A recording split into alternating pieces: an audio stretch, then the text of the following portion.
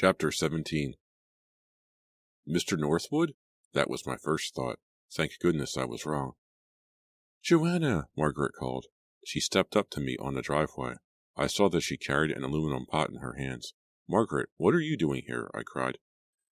Even in the darkness I could see the accusing glare of her eyes. "You said you had the flu, Joanna." "Yeah, well..." A sour aroma rose on the wet night air. Skunk smell. "Ooh, what's that?" Margaret twisted her features in disgust. "It's a long story," I said. I led her into the house. The lights were on. I could hear Mom moving around in the back. I called to her that I was home. Then I turned to Margaret. She wore a pink down parka, a hand-me-down from her cousin. The hood flopped awkwardly behind her head. Her carrot-colored hair was disheveled, and it clashed with the pink coat. She raised the pot to me. "I brought you chicken soup, but Mom had some in the freezer. You said you had the flu." "I'm sorry," I began. "You could have told me you had other plans," Margaret interrupted shrilly. "You didn't have to lie to me." "I didn't really have plans," I said, pretty lame. I could see the hurt in Margaret's eyes. "If you didn't want to study with me tonight, you should have just said so, Joanna." "You're right," I said, taking the soup from her. "I'm sorry. Dennis came over and..." "You don't belong with them," she said bitterly. "Huh?" Her words caught me by surprise. "They're different from us," Margaret continued, staring hard at me. "They're used to doing whatever they want. They don't care who they hurt." "You're being a little dramatic, aren't you?" I shot back. "You've been watching too many soaps, Margaret." "I'm right," Margaret said. "You'll be sorry." "Thanks, Mom," I said sarcastically. "Enjoy the soup," Margaret said. "See you around." She turned quickly and hurried out the door. In the weeks to come, Dennis and his friends started hanging out at my house. They would come over after dinner, and we'd kid around and have a lot of laughs and study together. My house wasn't as big or as fancy as theirs, but I think they liked hanging out there because there were no parents around. Since my mom was almost always at work, we had the house to ourselves.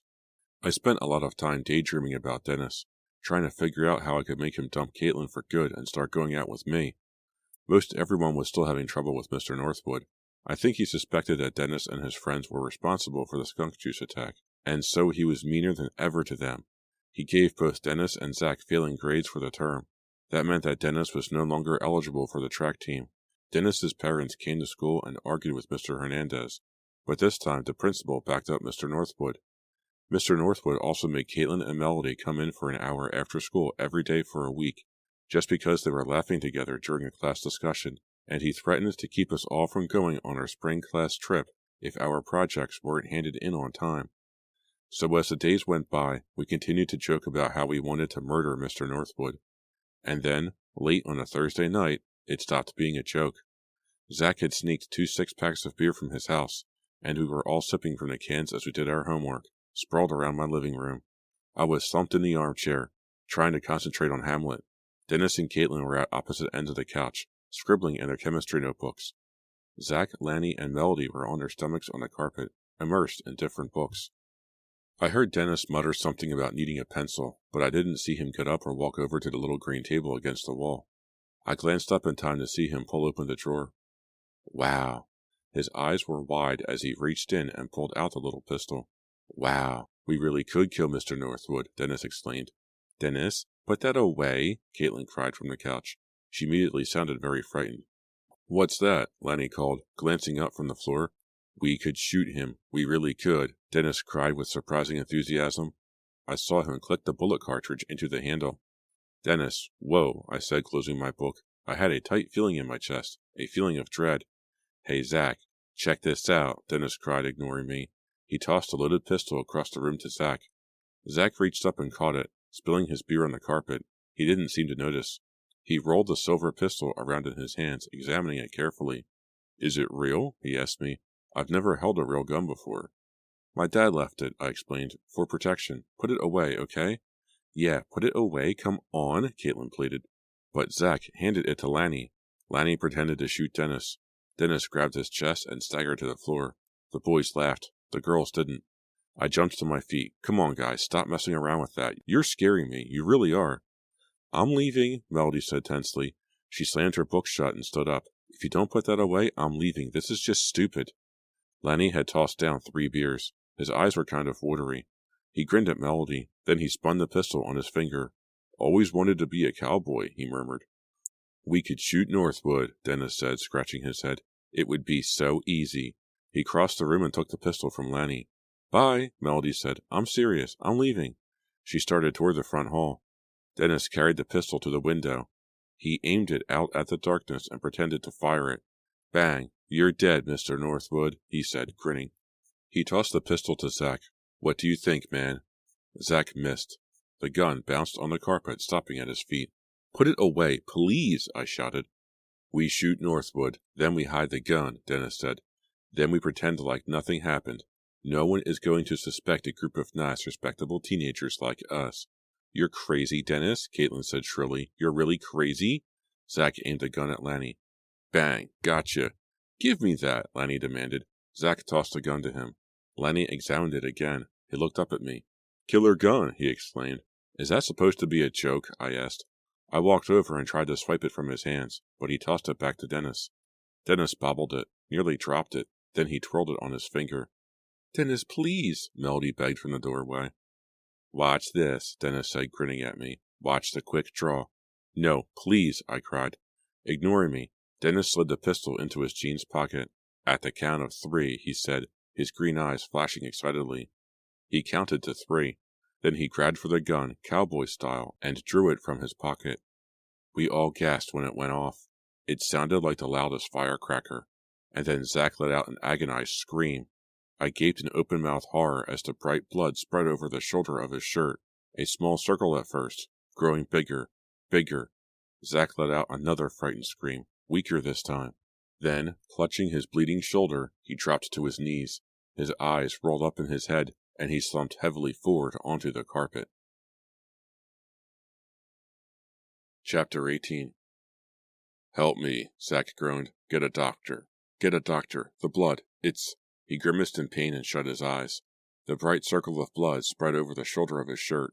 Blood trickled to the carpet. Please, Zach moaned, his eyes still shut. We were all in a panic. Caitlin had her hands pressed against her cheeks. She was panting loudly, shaking her head, large tears rolling down her face.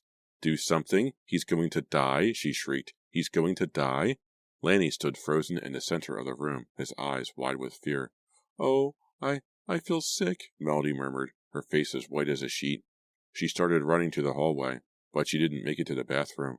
She got as far as the front entryway and started puking her guts out. I was as panicked as everyone else. I stood staring down at Zach, screaming, Call an ambulance! Call an ambulance! In a high-pitched, shrill voice. But in my horror, I made no attempt to get to the phone. Melody was retching loudly in the front hall. Caitlin was sobbing, tugging at handfuls of her short brown hair. Lanny hadn't moved from the center of the room. You shot him? You shot him? Don't let him die? Caitlin wailed. Only Dennis remained able to think clearly. I saw his green eyes narrow as he stared down at Zach. He still gripped the pistol in one hand. He raised his eyes to mine and gestured with it.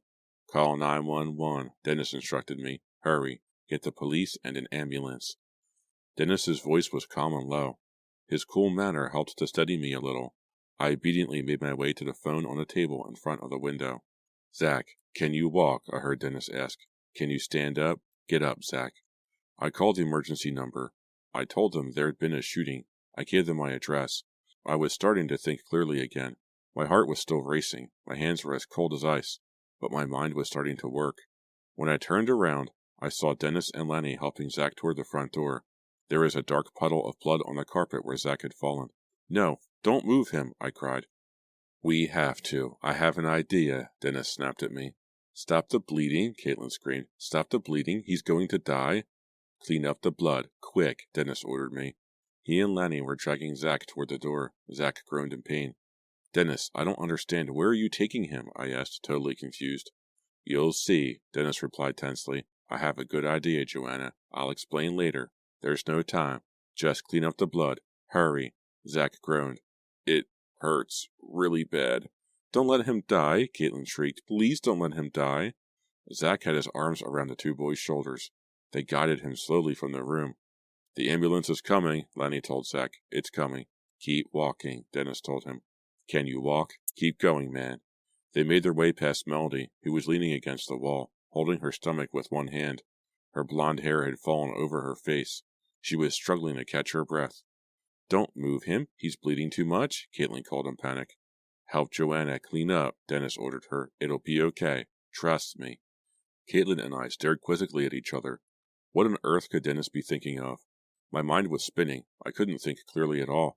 I kept hearing the gun go off, kept seeing the circle of blood grow wider on Zach's shirt. I'll listen to Dennis, I decided. Dennis has a plan. Dennis has an idea. I ran to the kitchen to get sponges and a mop and soap. Caitlin followed close behind. I don't think she wanted to be alone. What is Dennis doing? She asked me in a tiny, frightened voice. Zach needs a doctor? A doctor? Where are they taking him? We're in such trouble? Such terrible trouble? What is Dennis doing? I don't know, I replied, pulling open the broom closet and dragging out the cleaning supplies. I think we have to do what he says. But what is Dennis doing? Caitlin repeated, her eyes red and tight with terror. What is he doing? We cleaned up the living room as best we could. Melody was no help at all. She was bent over in a chair, crying and holding her stomach. As soon as we'd finished, Caitlin and I left her there and hurried outside. It was a cold, moonless night. Low black clouds made the sky darker than usual.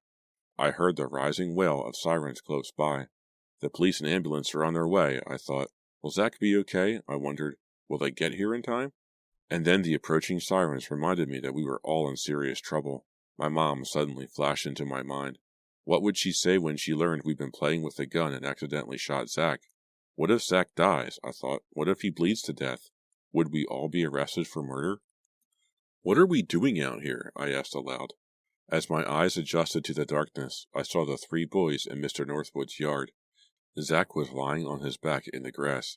Lanny stood over him. Dennis came jogging to the driveway when he saw Caitlin and me. Just go along with my story, he urged us breathlessly. Even in the darkness, I could see the excitement on his face. Where's the gun? I asked. Dennis pointed toward the house. I don't understand, I murmured. The yard filled with swirling red lights. The twin sirens wailed, and then cut off. Headlights rolled over Zach, lying on the cold, hard ground, with his knees slightly raised. Mr. Northwood's porch light flashed on. The front door opened. Mr. Northwood stepped out on the stoop. He was in a black turtleneck and baggy gray sweatpants. What's going on? What's happening? The teacher shouted, anger mixed with confusion. His shoe bumped something. He bent over, and I saw him pick up an object. The pistol. Red lights swirled over everything. Car doors slammed behind us. Zach lay motionless on the lawn. It was hard to see anything in the swirling red lights and blinding white headlights. 2 dark uniformed police officers appeared, hands in their gun holsters. What's happening here? One of them demanded. He shot Zach, Dennis cried, pointing at Mr. Northwood. Huh? The police officer raised his eyes to the stoop. Hey, he screamed angrily. You, drop the gun, now. Mr. Northwood uttered a startled cry. He let the pistol fall. He shot Zach, Dennis repeated, still pointing at Mr. Northwood. Northwood shot Zach. Chapter 19. Dennis lowered his face to mine and kissed my cheek. The kiss sent a shiver down the back of my neck. I turned to kiss his lips. A long, tender kiss. When it ended, I slid my hands behind his head and kissed him again. The car windows had steamed up. I couldn't see out at all. We were alone in our own warm, private world. Leaning over the seat, I held him close. I could smell the coconut shampoo he used on his hair. I'd better get home, I whispered, before Mom gets back from work. You know I'm not allowed to see you. Just a few more minutes, he pleaded, his eyes burning into mine. It was 2 weeks later, 2 weeks after the terrible night Zach had been shot. Zach was okay.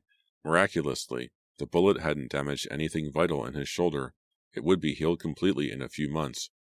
But nothing was the same for any of the rest of us. At first, the police had been ready to believe that Mr. Northwood shot Zach. His fingerprints were on the gun after all. But then they learned that the gun was registered to my dad, and then they saw the bloodstains on my carpet that I hadn't been able to get up. And then the truth came out. We had no choice. We had to tell them what really happened. The officers drove us to the Shadyside police station. I don't remember if they charged us with a crime or not. I was so messed up and so frightened. Dennis's parents and the other parents got to the police station at once. I don't know how they did it, but they got the whole thing hushed up. It was all taken care of that night. The shooting never even made the newspaper. The next day, the parents appeared at school and tried to get us all transferred from Mr. Northwood's class, but the school didn't cooperate. Mr. Northwood didn't press charges or anything. Maybe the parents paid him something. I don't know. We all had to continue in his history class, and now he was really on our case. Mine too. He was cold and cruel, and he didn't even try to appear to be fair. He piled on tons of extra homework, especially on weekends, and made us do long, boring papers the other kids didn't have to write. He gave us failing grades on our exams for the stupidest reasons. All in all, he did everything he could to pay us back and make our lives miserable. After the shooting, my mom didn't react the way I thought she would. I guess parents seldom do. I thought she would scream and yell and get hysterical, but instead, she quietly told me how disappointed in me she was. I think I wanted her to scream and yell. The hurt look in her eyes was a lot more painful than any harsh words would have been. "Your rich friends are a bad influence," Mom said softly, wet tears brimming in her tired eyes. "I won't allow you to see any of them again." She gave me a speech about how irresponsible I was to take the gun out, and locked it away in the bottom drawer of the desk in the living room. And so I've been sneaking out to see Dennis ever since. I didn't like sneaking around behind my mom's back, but I couldn't help it. I was falling in love with Dennis, and I would do anything to see him. We would park up on River Ridge, the high cliff that overlooked town. It was a popular parking spot for Shadyside High kids, but it was so cold out, we were usually the only car up there. Dennis and I would hold each other and kiss, long, sweet kisses, and talk. Mostly Dennis would talk about how Mr. Northwood was ruining his life, destroying his chances to be on the Olympic track team, and ruining his whole future. "He's going to fail me, I know he is," Dennis would say, shaking his head unhappily. "He wants to pay us all back. He's going to flunk us all." I wanted to say something encouraging, but I had the feeling that Dennis was right. I loved looking at Dennis, just gazing at him, even when he was unhappy and grumbling about Mr. Northwood. I liked his dark eyebrows, the way they formed wide, upside-down V's above his deep green eyes. I liked his smooth, straight nose and his toothy smile. He looked like a little boy when he smiled. I often thought about Dennis and how he had acted the night Zach was shot. He was so calm, so quick-thinking. Dennis was so determined to get what he wanted. He came up with an idea, and then he made it happen. He acted with such confidence. I wondered what it would feel like to be like Dennis, to feel like you can get whatever you want, that you can do anything, and get away with it. "We'd better get home," I whispered, wiping away a circle of steam from the passenger window with my hand. "I don't want to, but I have to." Dennis stared straight ahead at the steamed-up windshield. He made no move to start up the car. "What's wrong?" I asked, placing my hand tenderly on his. "Thinking about Northwood," he muttered. "Not tonight," I pleaded. "I mean, what can we do?" "Lanny dared me to kill him," Dennis revealed, avoiding my eyes. "Huh?" I wasn't sure I heard right. "Lanny dared me to," Dennis repeated. He squeezed my hand between both of his. "Then I dared Zach to do it." He snickered, as if he had just made a joke. "Zach's still all bandaged up," I murmured. "We were all daring each other to do it," Dennis said, shaking his head, "in study hall." He turned to me. I saw that his chin was trembling. "Is he going to cry?" I wondered, startled. I can't let Northwood wreck my whole life," he declared in a trembling voice. "Somebody has to do something about him. Somebody has to." His eyes burned into mine. I'm not sure why, but I think I loved him more than ever at that moment. I wanted him to be mine, all mine. I didn't want to share him with Caitlin anymore. I wanted him to be with me, and I wanted him to like me. "Maybe I should dare you to kill him," Dennis teased, tenderly moving his finger down the side of my face. "You've always wanted to be included in our stupid dares, haven't you?" "Maybe," I replied coyly, smiling back at him. "Well, maybe I should dare you," he repeated, his eyes flashing. "Go ahead. Try me," I whispered, grabbing his hand. His expression turned solemn. His eyes burned into mine. "I dare you to kill Northwood," he said. "Okay," I replied, feeling my heart pound in my chest. "I'll do it." Chapter 20. "Good luck, Joanna." I turned from my locker to see who was talking to me. A girl with long blonde hair tied in a long, thick braid flashed me a smile. "Good luck," she repeated. "Huh?" I just stared at her. I didn't know what she was talking about. Then, slowly, it dawned on me. She was wishing me good luck on the dare, good luck on killing Mr. Northwood. Hey, I'm getting famous, I thought. I wasn't sure if I was happy about it or not. It was the following Monday. I had the feeling that kids were staring at me, talking about me all down the hall. I slammed the locker shut and started to class, when I felt a hand touch my back. "Oh, hi, Margaret," I said, turning to face her. I hadn't seen much of Margaret lately. I knew she didn't approve of Dennis and my other new friends. She and I just didn't have much in common anymore. "Joanna, what's going on?" Margaret demanded. She had a fretful frown on her face, and she looked me up and down, as if searching for fleas. "Not much," I replied casually. "What's up?" "Don't pretend," Margaret scolded. "I want to know what is going on." She grabbed my arm and dragged me into the girls' bathroom. She was breathing hard and kept staring at my face as if trying to find some hidden secrets there. Suki Thomas was putting on lipstick in front of the mirror. Then Suki started brushing her bleached blonde hair. Margaret stared at me without speaking, waiting for Suki to leave. "I've got to go," I said impatiently, shifting my backpack to the other shoulder. "Just wait," Margaret replied. Suki finally left. She flashed me a wink as she passed by and gave me a thumbs up. I hoped Margaret hadn't caught it. I didn't really want to discuss the dare with Margaret. I knew she wouldn't understand. I wasn't sure I understood myself, but I guess it was too late to play innocent. "The whole school is talking about you," Margaret declared. It was supposed to be an accusation, but I have to admit I liked the idea of everyone talking about me. It was kind of exciting to be some kind of celebrity, just once in my life. "They say you accepted a dare," Margaret continued, pushing a strand of red hair off her freckled forehead. "To kill Mr. Northwood. Everyone's talking about it. But it isn't true, is it?" I hesitated. I could see how upset she was. "No way," I muttered, avoiding her accusing eyes. "Then why are Zach and Lanny taking bets?" Margaret demanded. "Huh? They are?" My surprise was genuine. No one had told me that any bets were being made. I have to admit I was really shocked to hear about it. The bell rang. "Margaret, we're going to be late," I said, edging toward the door. She stepped in front of me and blocked my escape. "They're taking bets. Everyone is betting on whether you'll do it or not. This is crazy, Joanna. It really is." "Yeah," I agreed. "Yeah, it is. It's crazy." Margaret is right, I told myself, sitting in math class, staring out the window at a gray day.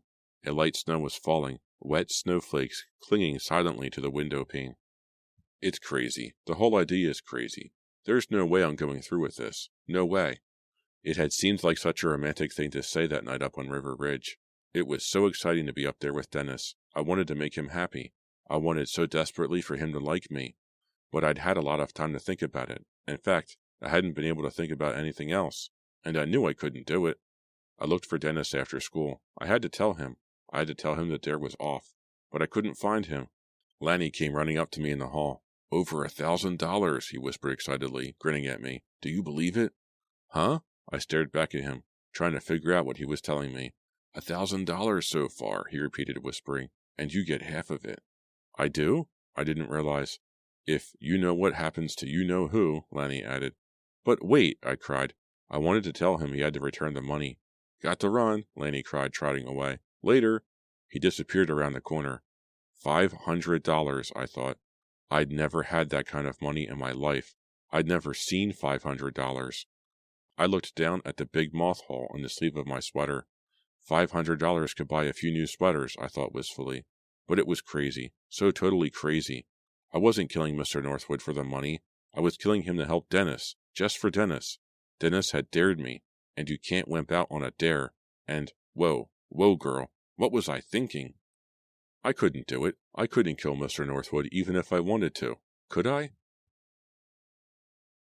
That night, Mom was home early for once. We had a pretty nice dinner together. I forced myself not to think about the dare and all that was going on at school over it. When Mom asked me what was happening at school, I made up some things about class projects and the annual talent show. I felt guilty lying, but what could I do? I couldn't tell her what was really on my mind. The phone rang a little after 7. I ran to pick it up. I didn't want Mom to get there first in case it was Dennis. And it was. "Dennis, Mom's home," I whispered. "I can't talk." "Saturday," he said. "The bets are all for Saturday. I'm counting on you, Joanna." Then he hung up. Chapter 21. I stared out the kitchen window at Mr. Northwood's backyard. The late afternoon sun had drifted behind large gray clouds. Yesterday's snow had stopped after a few hours, leaving only a powdery film over the grass and bare trees. 2 enormous black crows had perched on top of the tall woodpile in the center of Mr. Northwood's yard. They were bobbing their heads and cawing loudly. They seemed to be having some kind of argument. When Mr. Northwood appeared in the yard, zipping up his red and black plaid wool coat, the crows gave a startled cry and flapped away. I watched Mr. Northwood as he pulled a red wool ski cap over his bushy gray hair. Then he made his way to the woodpile. It was stacked so high, so many logs, it rose up over his head. He bent down and picked up a couple of logs from a lower stack. Then, bundling them in his arms, he started back to his house. I swallowed hard. I had a sudden idea. Maybe I wouldn't have to shoot Mr. Northwood. Maybe I could kill him another way and make it look like an accident. Yes, I cried aloud, so excited my legs were trembling. Yes! I heard his kitchen storm door slam. He disappeared into his house. I ran outside. I didn't stop to get my coat. I knew I didn't have much time. I had watched Mr. Northwood bring wood into the house before. He always carried 2 logs at a time. He always made 3 or 4 trips. I knew he would be back out for 2 more logs in a matter of seconds. I took a deep breath of the frozen air and started to run. I prayed he wouldn't see me. I had to get behind the woodpile before he returned. My legs felt as if they weighed 1,000 pounds. Halfway across his backyard, I glanced at his house. No sign of him. With a desperate gasp, I forced my legs to move. Got to get there. Got to get there. I practically dived behind a tall wall of logs as I heard Mr. Northwood's kitchen door slam again. Keeping low behind the woodpile, I struggled to catch my breath, listening to him humming softly to himself as he returned for more logs. Could I do it? Could I? The timing had to be just right. I heard his footsteps. His humming grew louder. I knew he was just about at the woodpile now. I tensed both hands. I raised them above my head and placed them against the rough wall of logs. I suddenly felt weak, so weak, as if all my muscles were melting away. No, I told myself, don't give in to that, don't weaken. Mr. Northwood was on the other side of the woodpile. I could hear his whistling breaths. I could hear the scrape of his corduroy trouser legs. So close, so close. I heard him let out a soft groan as he bent over to pick up logs. And I heaved against the tall woodpile with all my might. I shoved against it with both hands and then my entire body. The logs toppled forward. Yes! I heard Mr. Northwood's startled cry. The logs dropped onto him, buried him beneath them. He uttered a curse and then cried out in pain.